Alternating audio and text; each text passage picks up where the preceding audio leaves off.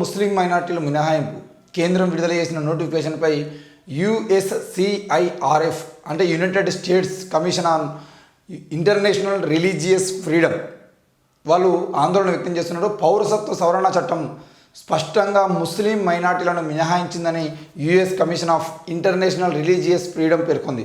CAA అమలు కోసం కేంద్రం విడుదల చేసిన నిబంధనల నోటిఫికేషన్పై ఆందోళన వ్యక్తం చేసింది. మతం విశ్వాసాల ఆధారంగా ఏ ఒక్కరి పౌరసత్వాన్ని తిరస్కరించకూడదని స్పష్టం చేసింది.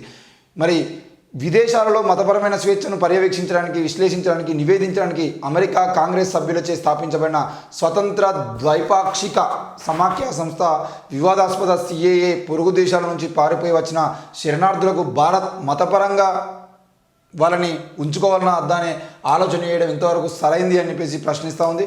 విదేశాల నుంచి వచ్చిన వాళ్ళకి శరణార్థులకి ఆశ్రయం కల్పిస్తుందని యుఎస్సిఐఆర్ఎఫ్ కమిషనర్ స్టీఫెన్ సెచ్నెక్ విడుదల చేసిన ప్రకటనలు తెలిపారు. హిందువులు, పార్సీలు, సిక్కులు, బౌద్ధులు, జైనులు, క్రిస్టియన్లకు సిఏఏ ఆశ్రయం కల్పించినప్పుడు ఈ చట్టం ప్రత్యేకంగా ముస్లింలకు మాత్రమే ఎందుకు మినహాయింపునిచ్చిందని ప్రశ్నించారు.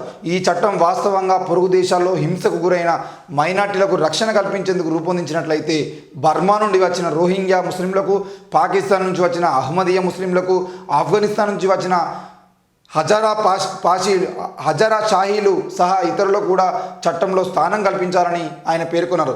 ఈ అంశంపై టామ్ లాంటోస్ హ్యూమన్ రైట్స్ కమిషన్ గత వారం చేపట్టిన విచారణలో సెచ్నెక్ వివరణ ఇచ్చారు. భారత్లోని మత స్వేచ్ఛ అంశాలను బహిరంగంగా చర్చించాలని యుఎస్ కాంగ్రెస్ సభ్యులను యుఎస్సిఐఆర్ఎఫ్ కోరింది. ప్రభుత్వ ప్రతినిధులతో, ముఖ్యంగా కాంగ్రెస్ సభ్యులతో చర్చలతో మత స్వేచ్ఛ అంశాన్ని కూడా చేర్చాలని పిలుపునిచ్చింది. స్టేట్ డిపార్ట్మెంట్ ఇటీవల స్పష్టం చేసినట్లు మత స్వేచ్ఛను గౌరవించడం, అన్ని వర్గాలకు చట్ట ప్రకారంగా సమానంగా రాజ్యాంగ ప్రాథమిక సూత్రాలు అమలయ్యేలా చూడాలని యుఎస్సిఐఆర్ఎఫ్ కమిషనర్ డేవిడ్ కర్రీ పేర్కొన్నారు. మైనార్టీ వర్గాలకు మద్దతుగా నిలిచిన మానవ హక్కుల కార్యకర్తలను నిర్బంధం నుంచి విడుదల చేసేందుకు భారత అధికారులతో కలిసి పనిచేయాలని వాళ్ళు అమెరికా ప్రభుత్వాన్ని కోరినట్టు తెలిపారు. ఏది ఏమైనా కూడా